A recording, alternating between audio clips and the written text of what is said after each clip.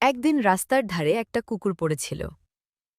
পা ভাঙা, চোখে ভয়, শরীর কাঁপছে। চারপাশ দিয়ে মানুষ হেঁটে যাচ্ছিল, কেউ থামল না, কেউ তাকালো না। হঠাৎ একটা কাক এসে কুকুরের পাশে বসল। সে ঢাকল না, চিৎকার করল না, শুধু নীরবে তাকিয়ে রইল। কিছুক্ষণ পর কাকটা উড়ে গেল। কুকুরটা ভাবল, সবাই কি আমাকে ছেড়ে চলে যাবে? কিন্তু কিছু সময় পর কাকটা আবার ফিরে এলো। তার ঠোঁটে খাবার। সে রেখে গেল, আবার উড়ে গেল, আবার এলো। তারপর কাকটা রাস্তার মাঝখানে বসে জোরে জোরে ডাকতে লাগল।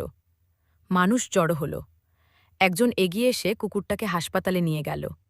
কুকুরটা বেঁচে গেল, কাকটা উড়ে গেল। কিন্তু রেখে গেল একটা শিক্ষা।